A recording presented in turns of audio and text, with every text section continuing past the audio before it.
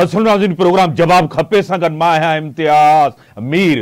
Chairman Pakistan People's Party Bilawal Bhutto Zardari साहब चयो आहे त जंहिंखे चोथों बार वज़ीर आज़म करे अवाम उनखे मौक़ो न ॾे, मूंखे मौक़ो ॾे। ऐं पीपल्स पार्टी जो क़यादत जो टिनि नस्लनि सां अवाम सां ताल्लुक़ आहे। असां वटि हिकिड़ो बहितर प्लान आहे महांगाई ऐं ग़ुर्बत खे रोकण जे लाइ। मियां साहब मोहतरम जनाब मियां नवाज़ शरीफ़ साहब जहिड़ो तरीक़े बलोचिस्तान जे अंदरि एंट्री ॾिनी आहे, पीपल्स पार्टी बि हिकिड़ी पूरी कोशिशि करे थी त बलोचिस्तान पंजाब ऐं केपीके जे अंदरि अॼु जीअं त बिलावल भुट्टो ज़रदारी साहब एबटाबाद जे अंदरि हिकिड़ी वॾी एग्रेसिव स्पीच कई आहे, हिकिड़ो ऑप्शन ॾिनो आहे त नौजवान क़यादत मां आहियां, अवाम मूंॾे ॾिसे ऐं मूंखे वोट ॾे। मूंखे टेलीलाइन ते जॉइन कयो आहे सीनियर रहनुमा, सीनियर सियासतदान नून लीग जा रहनुमा आहिनि, मारूफ़ कानूनदान आहिनि, एडवोकेट यासीन आज़ाद साहब मूं सां गॾु। तव्हांखे वेलकम चऊं था पंहिंजे प्रोग्राम में। Thank you sir, thank you. Yasin साहब, किस तरह आप देख रहे हैं, जिस तरह मियां साहब बलोचिस्तान में गए हैं, सब कह रहे हैं कि बलोचिस्तान अवामी पार्टी के लोग जितने लोग ज्वाइन कर रहे हैं ये सब एस्टेब्लिशमेंट के कहने पे उनका इशारा है, क्या कहेंगे? सर पहली बात यह है हमारे मुल्क में एक रवायत बन चुकी है कि कोई पार्टी अगर बेहतर अंदाज में खेलती है तो उसको ये एलिगेशन लगा दिया जाता है कि एस्टेब्लिशमेंट उसका साथ दे रही है। मैं तो ये समझता हूँ कि बाज़ औक़ात ये होता है कि बस सियासी लोग जो वक्तन फ़वक्तन बदलते हुए हालात के मुताबिक अपने आप को बदलते करते हैं, अगर उनकी समझ में ये आ रहा हो कि शायद फ्यूचर में फलां पार्टी इक़्तिदार में आएगी तो वो वैसे भी जाएंगे। एस्टेब्लिशमेंट हर मामले में मुदाखलत क्यों करेगी? सही। और अभी ये इलेक्शन होना बाकी है। इलेक्शन में पाकिस्तान के 24 करोड़ अवाम किस आदमी को मैंडेट देते हैं, पार्लियामेंट के अंदर किस पार्टी को अक्सरियत देते हैं, ये तो पाकिस्तान अवाम के हाथ में है। एस्टेब्लिशमेंट क्या जबरदस्ती पकड़ मोहरे लगवाएगी क्या? तो ये एलिगेशन लगाना कि एस्टेब्लिशमेंट फलां जमात का साथ दे रही है, फलां का नहीं दे रही है, मैं इससे एग्री नहीं करता। हम खामखा एक हवा बना लेते हैं और हर मामले में एस्टेब्लिशमेंट को लाके इन्वॉल्व कर देते हैं।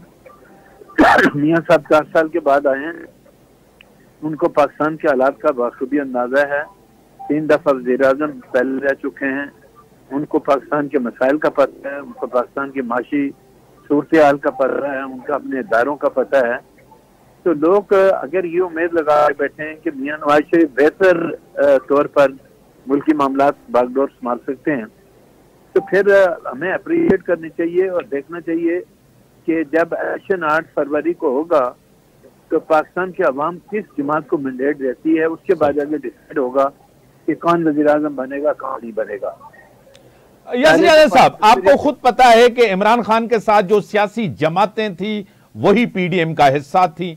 आज मियां साहब जब पीडीएम की हुकूमत नहीं रही, इलेक्शन की तरफ जा रहे हैं 8 फरवरी को, उसी सियासी जमातों से वही लोग लिए जा रहे हैं। जिस तरह एमक्यूएम से पहले मैंडेट ही नहीं मिला, एमक्यूएम से पहले ही इत्तेहाद करना, बलोचिस्तान के पास जाना, लोगों को पहले ही इनवाइट करना, जिस तरह मियां साहब का, मरियम नवाज साहिबा का एक पॉइंट ऑफ व्यू था इन लोटों के हवाले से, जो सियासी लोटे थे उस टाइम तो इनके ऊपर बड़ी तनकीद की जाती थी, आज उनको अपनी पार्टी में लिया जा रहा है।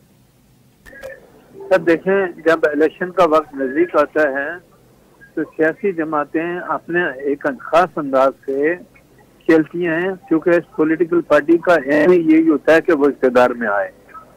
और अगर आपको ये पता चल चुका है कि इन लोगों की मदद के बगैर आप इक़्तिदार में नहीं आ सकते, तो उनसे राब्ता कायम करना और वो लोग आपकी आवाज़ से अगर लब्बैक कहते हैं, आपके साथ शामिल होते हैं, वो पीपल्स पार्टी के साथ भी जा सकते हैं, किसी और जमात के साथ भी जा सकते हैं।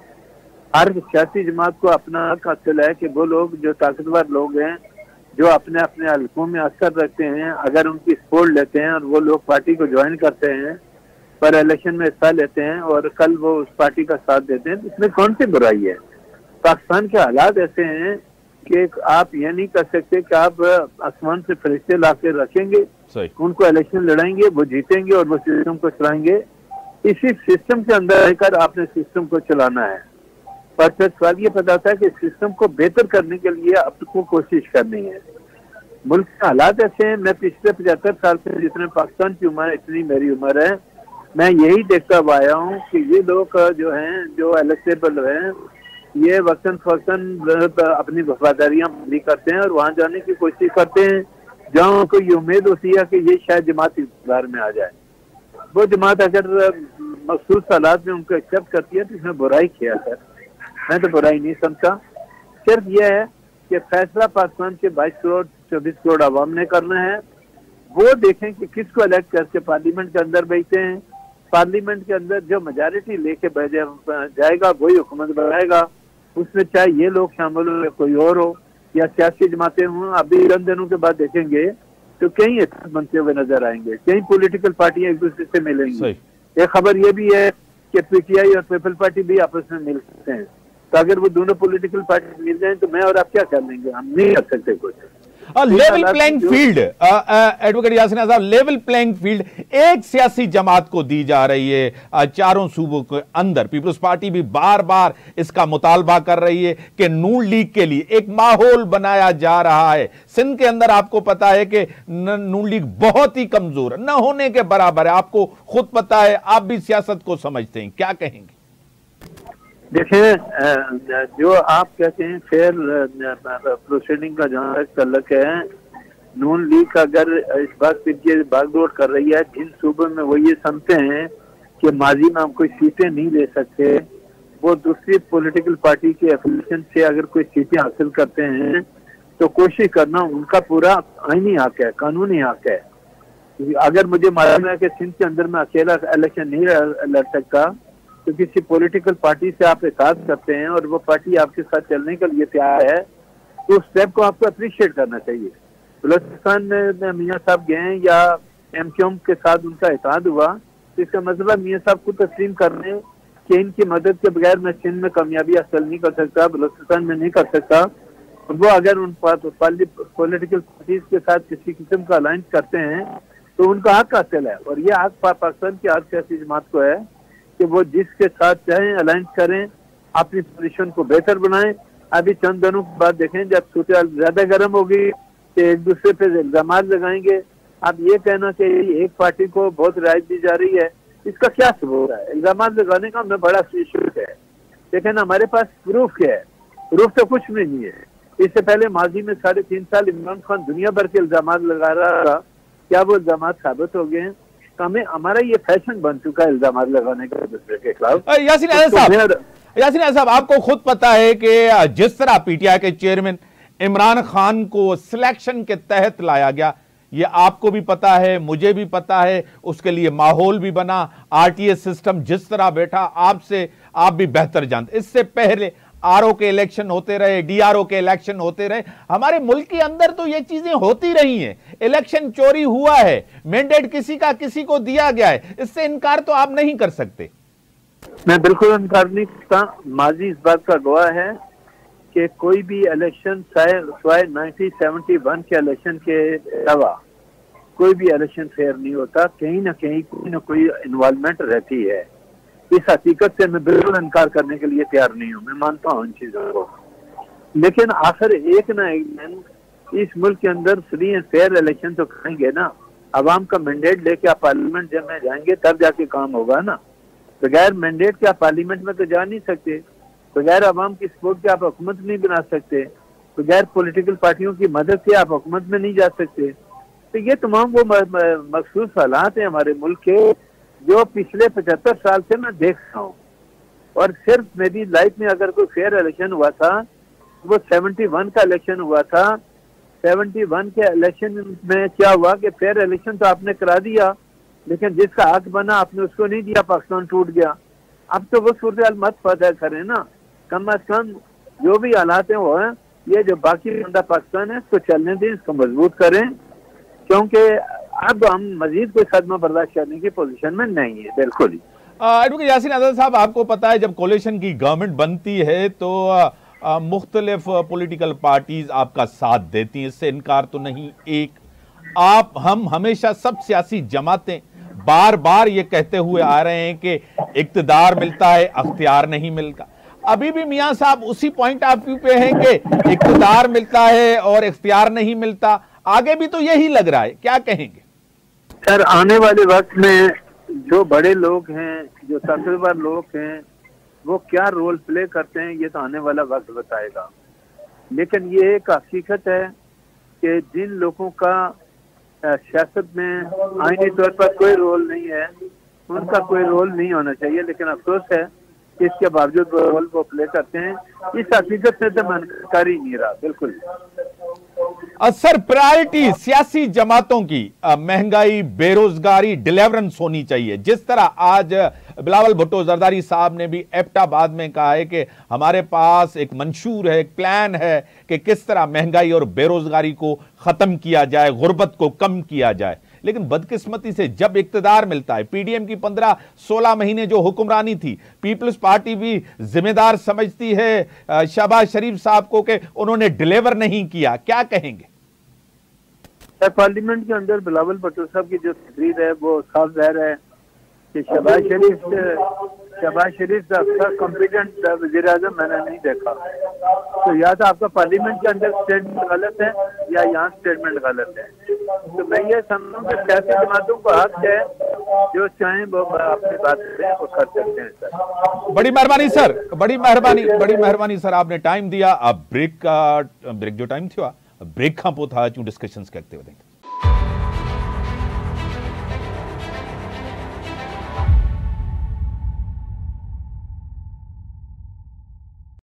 वेलकम बिरादरी टेलीविजन ते ज्वाइन किया सीनियर रहनुमा, सीनियर सियासतदान, सेनेटर रही चुका है, सीनियर पार्लियामेंटेरियन रही चुका है, सेक्रेटरी जनरल आहिनि जीडीए जा मोहतरम जनाब डॉक्टर सफदर अब्बासी साहब मूंसां। डॉक्टर साहब तव्हांखे वेलकम चऊं था पंहिंजे प्रोग्राम में।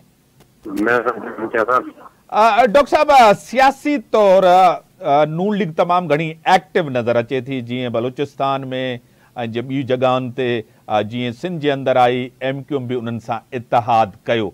तव्हांखे लॻे थो त जीअं ॿियूं सियासी जमातूं तनक़ीद बि करनि थियूं त मियां साहब जे लाइ हिकिड़ो पूरो माहौल तयारु कयो थो वञे इक़्तिदार में आणण लाइ, त वज़ीर आज़म, तव्हांखे बि इहो लॻे थो डॉक्टर साहब?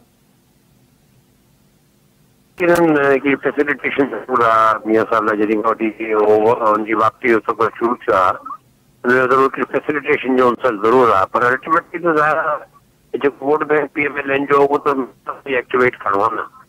जेको उनजो वोट बैंक आहे, जेका उनजी सपोर्ट बेस आहे, ख़ासि तौर ते पंजाब में, उनखे मियां साहब खे एक्टिवेट करिणो पवंदो। जीअं चङी इलेक्शन खटल थियनि त जेका बेस आहे उनखे पाण खे एक्टिवेट करे उनखे अॻिते हणणो पवंदो। जिते मियां साहब लाइ फैसिलिटेशन आहे उते हुन लाइ चैलेंजिस बि आहिनि, ऐं हिन चैलेंजिस खे जेका कीअं थो आज़मा थिए ऐं कीअं मुख़्तलिफ़ सूबनि में वो पंहिंजा अलायंसिस ठाहे पंहिंजी PMLN खे कीअं एक्टिवेट करे, इहो हिकिड़ो चैलेंज आहे जेको मियां साहब जे साम्हूं हिन महिल बीठो आहे।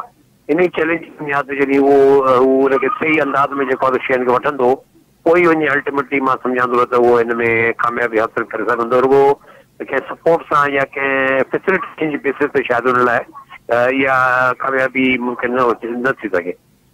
डॉक्टर साहब, जीअं नून लीग जी क़यादत MQM सां इतिहाद कयो, पीर साहब सां बि मिलियो, छा तव्हां बि फाइनल कयो आहे त तव्हां बि गॾिजी करे नून लीग, तव्हां JUI, MQM गॾिजी करे पीपल्स पार्टी सां इलेक्शन सिंध जे अंदरि फाइट कंदो? ॾिसो, हिन महिल ताईं MQM जो बि कोई इतिहाद कोन थियो आहे। MQM वारे जे दोस्तनि असांजे इन ॻाल्हि खे डिनाए कयो, हुननि चयो त ज़रूरु असांजी मुलाक़ात थी आहे, पर अञा को फाइनलाइज़ हुनजी न थी आहे। त अल्टीमेटली इहो जेको बि जेकी बि ॻाल्हियूं हलनि थियूं पियूं कीअं फाइनलाइज़ थींदियूं, ज़रूरु पंहिंजो असांजे GDA जे प्रेसिडेंट पीर साहब सां मुलाक़ात थी, पर यकीन असां हुनखे इहे चयो त जेका फैसिलिटेशन पंजाब जे अंदरि तव्हांखे मिली रही आहे, या जेका लेवल प्लेइंग फील्ड उते तव्हांखे मिली रही आहे, ते सिंध में त असां वटि अहिड़ी का ॻाल्हि कोन्हे का। सिंध में त टोटली वन साइडेड एडमिनिस्ट्रेशन आहे, जेको आहे सो कंटिन्यूटी आहे, जेका सो मुराद अली शाह साहब जी जेका गवर्नमेंट आहे उनजी कंटिन्यूटी नज़र अचे थी पई। असांखे कोई त तब्दीली कोन थी महसूसु थिए जेसि ताईं जेको तव्हां इहा लेवल प्लेइंग फील्ड हिते सिंध में असां लाइ हासिल न कंदो, तेसि ताईं कंहिं बि इलेक्टोरल प्रोसेस में को यानी जेको हिकिड़ो ख़ातिर खां फ़ाइदो आहे उहो न मिली सघंदो। हिकिड़ी न्यूट्रल गवर्नमेंट जेसिताईं न्यूट्रल केयरटेकर गवर्नमेंट, न्यूट्रल जेका एडमिनिस्ट्रेशन न हूंदी, ऐं जेको आहे हुनखे हिकिड़ी सही कंडक्ट न कयो वेंदो इलेक्शन खे हुन अंदाज़ में, त सिंध में शायदि उहे रिज़ल्ट न मिली सघनि। त असांजी त PMLN खे बि आई पंहिंजो उनके चवण हो तो ही जे लेवल प्लेइंग फील्ड तव्हांखे पंजाब में या ॿिए हंधि मिली रही आहे त उहो सिंध में जेको आहे सभिनी खे मिलणु खपे, पोइ ई जेको आहे तव्हां कंहिं ॻाल्हि ते हिक ॿिए सां अॻिते हली सघो था तव्हां हिक ॿिए सां को न को एडजस्टमेंट अहिड़ी करे सघो था जंहिंमें इहे सभु पार्टी शामिल हुजनि बशमूल JUI ऐं MKM जे। Sir level playing field People's Party भी जी मुतालबो को तव्हांखे सिंध जे अंदर लेवल प्लेइंग फील्ड में तव्हांजी छा मुराद आहे? जॾहिं निगरान सेटअप अचे पियो, निगरान वज़ीर आला अचे पियो, जस्ट रिटायर मकबूल बाकर साहब अचे पियो, त तव्हां एतमाद जो इज़हार कयो। ट्रांसफर पोस्टिंग भी जेकी सिंध जे अंदर थियूं अहिड़ियूं काथे भी कोन थियूं, पूरे सूबे जे अंदर जेको आहे ट्रांसफर पोस्टिंग भी थियूं। छा चवंदव, मतलब अञा भी तव्हांखे लेवल प्लेइंग फील्ड में छा मुराद आहे, छा थियणु खपे? पंहिंजो सिस्टम त उहो ई आहे न, पंहिंजो सिस्टम त उहो ई कंटिन्यू थो करे पियो। हा, शुरू में ज़रूरी आहे ॻाल्हि थी, शुरू में ज़रूरु ॻाल्हि थी, शुरू में इहा ज़रूरु ॻाल्हि थी त पंहिंजो चीफ सेक्रेटरी जेको IG ॿाहिरां सूबनि मां आया त हुनखे हिकु लॻे पियो तकड़ी तब्दीली अचे थी पई, पर हुनखां पोइ जेके बि ट्रांसफर पोस्टिंग थियूं उहे ई ऑफिसर्स आहिनि। जेको शिकारपुर मां पंहिंजो लाड़काणे आयो, लाड़काणे वारो सखर वियो, सखर मां जैकबाद आयो, जैकबाद वारो नवाबशाह आयो, नवाबशाह वारो जेको हैदराबाद आयो। त मां सम्झां थो त हुन में जेका हुनजी हिकिड़ी एसेंस हुई हिकिड़ी न्यूट्रल केयरटेकर गवर्नमेंट जी, छा करे ॾिसो न हीउ सिस्टम जेको सिंध आहे हुन में वाहिद सूबो आहे जंहिंमें 15 सालनि खां हिकिड़ो सिस्टम हले थो पियो, ऐं जेको असां त इहो ॿुधो त सिस्टम खे ब्रेक करण जी ॻाल्हि पिया कनि था, पर उहो सिस्टम त कोन ब्रेक थियो आहे अञा ताईं बि। जीअं तव्हां अख़बारूं पढ़ो, टेलीविजन ॾिसो या जेके बि तबसरा अचनि था पिया, उन में हर माण्हू इहो थो चए त उहो सिस्टम जेको 15 सालनि खां क़ाइमु आहे उहो ई सिस्टम कंटिन्यू थो करे, हुन में को तब्दीली कोन थी अचे। तो मां सम्झां थो त जेसिताईं इहो सिस्टम हले थो पियो हुन में तब्दीली नथी अचे त पोइ लेवल प्लेइंग फील्ड जो त सवाल ई कोन थो पैदा थिए। त असां चयूं था पिया त जेको सिस्टम आहे जेको हिकिड़ो लूट वारो करप्शन जे बेस आहे इहो सॼे खे डिमोलिश थियणु खपे, तॾहिं जेको आहे सो वञी असां सिंध में का लेवल प्लेइंग फील्ड पंहिंजो एक्सेप्ट करे सघूं था, एक्सपेक्ट करे सघूं था। डॉक्टर साहब तव्हांखे पाण ख़बर आहे, तव्हां बहितर सम्झो था, तव्हांखे ख़बर आहे त पार्लियामेंट जे अंदरि उहे ई पुॼंदा आहिनि जेके इलेक्शन खटींदा, जेके इलेक्टेबल्स हूंदा आहिनि। पीपल्स पार्टी खे सिंध जे अंदरि जी, मां सिंध स्पेसिफिक तव्हां सां सवाल कयां थो, इलेक्टेबल्स जीअं ज्वाइन करनि था ईअं कंहिं सियासी जमात में न आहिनि न ज्वाइन करनि था। तव्हांखे पाण ख़बर आहे रिसेंटली अलीगोर ख़ान महर साहब ज्वाइन करे, उन खां अॻु में जेको आहे शहरियार ख़ान महर ज्वाइन कयो, गौसबख्श ख़ान महर ज्वाइन कयो, तव्हांजी लाड़काना साइड ते उन्हनि भाइरनि ज्वाइन कयो। पीपल्स पार्टी ते तमामु घणा माण्हू विया आहिनि। छा GDA वटि इलेक्टेबल्स हूंदा? कश्मीर खां वठी करे ठठे ताईं हर जगह ते इलेक्शन कॉन्टेस्ट पीपल्स पार्टी सां करे सघे थी? डॉक्टर साहब रियलिस्टिक थी करे जवाब ॾियो। 15 सालनि खां हिकु सिस्टम हले थो पियो, यकीनन हुनखे टोड़ण जेको आहे सो हिकिड़ो ॾुखियो अमर आहे। मां हिन ॻाल्हि खे एक्सेप्ट कयां थो पियो, पर छा इदारा ख़ामोश वेठा आहिनि? छा इदारा नथा ॾिसनि त कहिड़े अंदाज़ में जेको सिंध में लूटवार थी आहे? छा उहो हिनजी का नज़र कोन्हे का? इलेक्शन कमीशन नथी ॾिसे पई त बाबा हिकिड़े करप्ट क़िस्म खां माण्हुनि जे ते 50 इल्ज़ामात आहिनि, उहे जेको आहे हिन महिल फील्ड में वेठा आहिनि। छा हुनजे अगेंस्ट का शइ जेको आहे कोन थींदी, या असां हुनखे ईअं हलणु ॾींदासीं?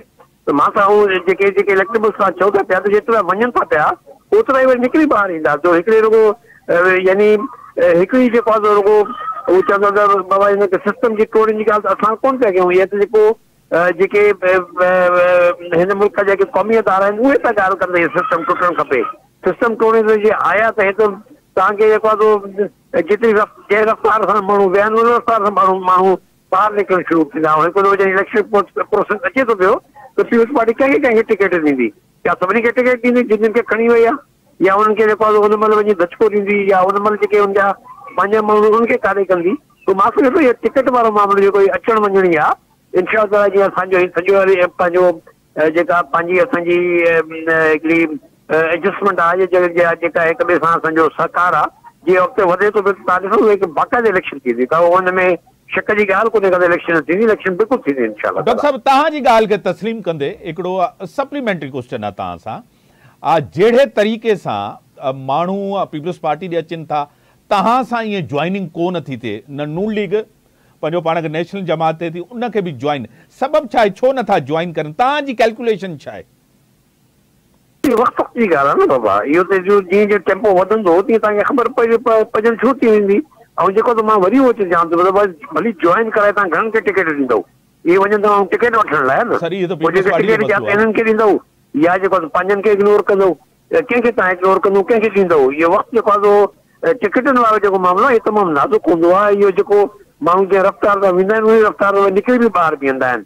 त हिकु इलेक्शन त थियणी आहे हर सूरत में। ऐं जेके असां जीअं असां इहो जेके पंहिंजे सां अरेंजमेंट जेके दोस्तनि भाउरनि सां कयूं था पिया ॿियनि पार्टियुनि सां, जीअं थी वञे पई त तव्हां इलेक्शन पाण ॾिसंदो इलेक्शन थींदी। इलेक्शन त पहिरीं बि थी, पर हिकिड़ो जिते पंहिंजो हिकिड़ो कॉम्प्रोमाइज़ गवर्नमेंट पीपुल्स पार्टी खे ॾिनी हुई 2018 में, शायदि हाणे बि पंहिंजो उनजी कोशिशि इहा आहे त कॉम्प्रोमाइज़ गवर्नमेंट असांखे मिले। पर मां सम्झां थो जेकर तव्हांखे मां बिल्कुलु एश्योर थो कयां पियो त जीअं ॿियनि सूबनि में इलेक्शन थियणी आहे, तीअं हिते बि इलेक्शन थींदी इंशाअल्लाह। वॾी महिरबानी। डॉक्टर सफदर आबादी साहब सीनियर रहनुमा आहिनि ऐं सेक्रेटरी जनरल आहिनि GDA जा। उन्हनि जो इलेक्शन थींदी सिंध जे अंदरि। इलेक्शन त थियणु खपे, पर जहिड़े तरीक़े सां इलेक्टेबल्स पीपुल्स पार्टी खे ज्वाइन करनि था, पीपुल्स पार्टी जहिड़े तरीक़े सां मक़बूल आहे, मज़बूत आहे, स्ट्रॉन्ग आहे, ईअं का सियासी जमात तव्हांखे नज़र कोन थी अचे। इहा हिकिड़ी हक़ीक़त आहे। इलेक्शन त ज़रूरु थींदी, अॻिते ॾिसूं था कहिड़ी पार्टी में माण्हू ज्वाइन कंदा। नाज़रीन, ब्रेक जो टाइम थियो आहे, ब्रेक खां पोइ था।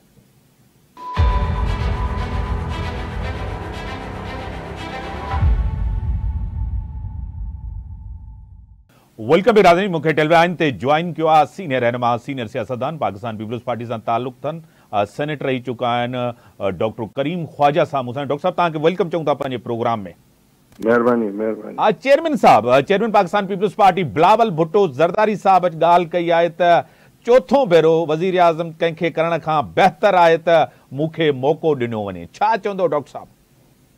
नहीं, सही तो चए, यंग माण्हू आहे, हुनजो मौक़ो मिलणु खपे। बाक़ी हाणे चेयरमैन साहब चाहे तो असीं बि चाहियूं था एज़ अ पीपुल्स पार्टी, चाहे जेके वर्कर आहियूं, पर हाणे अवाम ते आहे त अवाम कंहिंखे वोट थी ॾे, इहो ॾिसणो आहे। डॉक्टर साहब, जहिड़े तरीक़े सां बलोचिस्तान जे अंदरि एंट्री आहे नून लीग जी, माण्हू शामिल था कया वञनि, उन्हनि में कंहिंजी सपोर्ट ऐं कंहिंजे इशारे ते इहो सभु कुझु थिए पियो? बलोचिस्तान जी सियासत शुरू खां ईअं पई हले, नई ॻाल्हि त कान्हे। बाप हाणे मां पार्टी थी वई आहे, मां वरी बाप पार्टी थी वञे, छा था चई सघूं? पाकिस्तान पीपुल्स पार्टी बार बार लेवल प्लेइंग फील्ड जी ॻाल्हि कई आहे। नून लीग खे त लेवल प्लेइंग फील्ड मिले थी, छा पीपुल्स पार्टी खे इहो मौक़ो नथो ॾिनो वञे? हिकु दफ़ो वरी सिलेक्शन जी सियासत, सिलेक्शन जी इलेक्शन थींदी, जेको घणो वक़्तु हली त कोन थी सघे। डॉक्टर साहब, वक़्त खां पहिरीं इहे चीज़ूं ॻाल्हाइणु बेकार आहे। असां इलेक्शन जी तयारी कयूं पिया ऐं आवाम वटि वञूं पिया। चेयरमैन साहब बि हींअर अहिड़ो कुझु कान आहे। बाक़ी हाणे 8 फरवरी ते असुलु फ़ैसिलो थींदो, आवाम जेको फ़ैसिलो कंदी। डॉक्टर करीम साहब, जीअं सिंध जे अंदरि तव्हांखे ज्वाइन करनि था ताक़तवर फैमिलियूं, इलेक्टेबल्स, विनिंग हॉर्सिस जीअं तव्हांखे ज्वाइन करनि था, ईअं पंजाब ऐं KP के बलोचिस्तान में छो नथो थिए? साईं, हाणे असांजा लीडर निकिता आहिनि। पंहिंजो 30 तारीख़ ते आहे यौम तहसील, पंहिंजो कोयटा में आहे पीपुल्स पार्टी जो, इंशाल्लाह शामिल थींदा।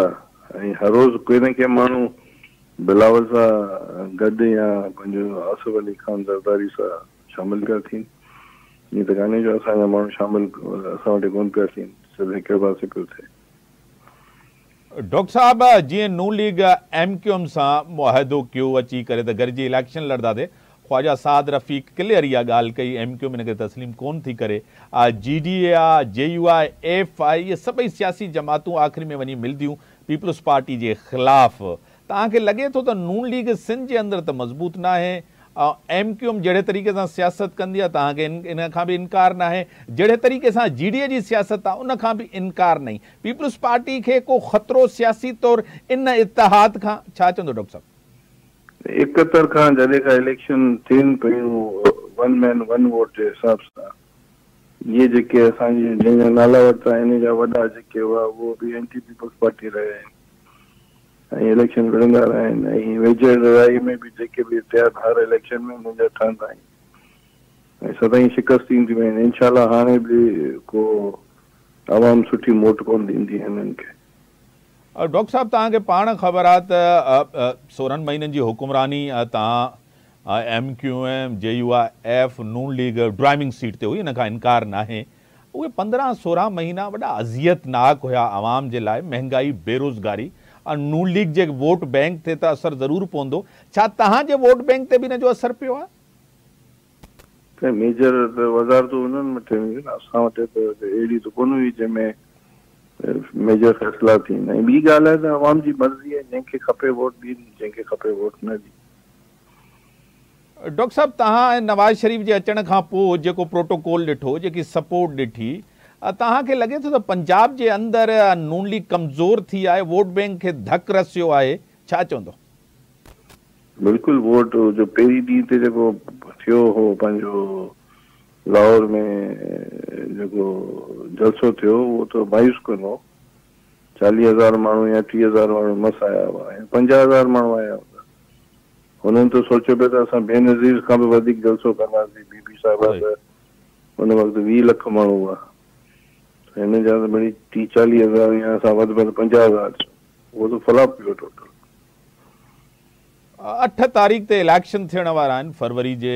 पीपल्स पार्टी एक्टिव आहे। अॼु एबटाबाद जे अंदरि शो बि थियो, ज़बरदस्त हुन जो प्रोग्राम थियो ऐं नवाज़ शरीफ़ बि आहे। हिकु तरफ़ पीपल्स पार्टी जी क़यादत मैदान में आहे, ॿी तरफ़ नवाज़ शरीफ़ बि मैदान में आहे। डॉक्टर साहब, कीअं ॾिसो था पंजाब जे अंदरि मैंडेट मिलणु, KPK जे अंदरि मैंडेट मिलणु, बलोचिस्तान जे अंदरि मैंडेट मिलणु, तव्हांखे लॻे थो एक्सपेक्टेशन्स आहिनि? छा जूं पोयूं जेकॾहिं असां इलेक्शन ॾिसूं था 2018 खां वठी 13 जूं 2008 में एॾो वॾो मैंडेट असांखे इन्हनि सूबनि जे अंदरि न मिलियो आहे, छो न मिलियो आहे? सबबु छा आहे? छा रुकावट आहे डॉक्टर साहब? इन दफ़ा इंशाल्लाह मिलंदो। इलेक्शन है, इलेक्शन में कांग्रेस खे घटि सीटूं मिलनि थियूं, 40-30 हिंदुस्तान से 500 जी असेंबली में। कम्युनिस्ट पार्टी जेका हुते 20-25 सालनि खां इक़्तिदार में रही, उहा हाराए थी वञे। इलेक्शन पॉलिटिक्स में तो माण्हुनि जो मिज़ाज हूंदो आहे, इन बारे में माण्हू छा थो चई सघे। डॉक्टर साहब, हिकिड़ी ॿी बि तनक़ीद थिए थी सिंध जे अंदरि। पीपल्स पार्टी एॾे वॾे पैमाने ते जेको आहे सिंध जे अंदरि माण्हू ज्वाइन कराए थी, ज़ाहिर आहे उहे इलेक्टेबल्स आहिनि, कीअं एडजस्ट थींदो ॿियनि सियासी जमातुनि खे जेके पीपल्स पार्टी में चवंदा आहिनि, इनखे एडजस्ट कीअं कंदो एॾे वॾे पैमाने ते? डॉक्टर साहब, मुख़्तलिफ़ तरीक़ा आहिनि। माण्हुनि खे जेको आहे बल्दियात जे हिसाब सां करे सघे थो, पार्टी में उहिदो ॾेई सघे थो, ॿियूं जेके बि गवर्नमेंट जूं आहिनि चीज़ूं उन्हनि में एडजस्ट करे सघे थो। ऐं पंहिंजो छा चवनि था MP MN सेनेटर कोशिशि त पार्टी करे थी। ज़रूरु हाणे माण्हू को मुतमिन न थींदा, उहो साम्हूं वञी बीहंदा, ॿियो छा, सदाईं ईअं थींदो आहे। डॉक्टर साहब, जॾहिं अवाम जे अंदरि वेंदव, नैरेटिव छा हूंदो, बयानियो छा हूंदो? 15 साल जी हुकुमरानी या कुझु ॿियो? वारो जेको रोटी कपिड़ा और मकान, इहो 15 सालनि में सिंध जे माण्हू खे डिलीवर कयो आहे तव्हांजी हुकूमत? तॾहिं त माण्हू वोट ॾींदा था, वरी हाणे बि ॾींदा इंशाल्लाह। उनजो सबबु कारकर्दगी आहे या अल्टरनेटिव न आहे, मुतबादिल न आहे, को बहितर मुतबादिल न आहे? ॾिसो, मुतबादिल त आहे न। हर हल्के में असांजा जेके MNA MP खटनि था त डिफरेंस सां ॾिसो न। साम्हूं वारा जेके आहिनि, जेको बि अलिफ बे जीम बे थो त असांजो अगरि खटे थो त डिफरेंस 7,000 8,000 10,000 त आहे। हिकिड़े ज़माने में डिफरेंस 20-30,000 हो। ऑल्टरनेट त आहे न। ऑल्टरनेट ही जेके कैंडिडेट बीहंदा, ही ऑल्टरनेट न आहे त छा आहे? डॉक्टर साहब, तव्हांखे ख़बर आहे त मैशियत तव्हांखे ख़बर आहे बहितर न आहे। सियासत असांजी कुझु सालनि में 5 सालनि खां वठी करे जेकी सियासत रही उहा बि तव्हांखे ख़बर आहे। मैशियत बहितर तॾहिं थींदी आहे जॾहिं सियासी इस्तेहकाम ईंदो आहे, मुआशी इस्तेहकाम तब न। सभु सियासी जमातूं ज़िम्मेदार आहिनि? ज़िम्मेदार जेके आहिनि उहे सम्झनि था, उन नाला कोन था वठनि। ज़िम्मेदार त उहे, असीं त कोन आहियूं। बड़ी मेहरबानी। डॉक्टर करीम ख्वाजा साहब, सीनियर रहनुमा, सीनियर सेनेटर रही चुका आहिनि। Election, free and fair election, हिकिड़ी ओपन फील्ड ॾिनी वञे सभिनी सियासी जमातुनि खे। जेकॾहिं सियासी तौरु ॾिसूं था त बिलावल साहब यंग लीडर आहे, VN आहे, ऐं बीबी साहिबा जी हिकिड़ी परवरिश आहे ऐं उनजी सियासत बहितर आहे।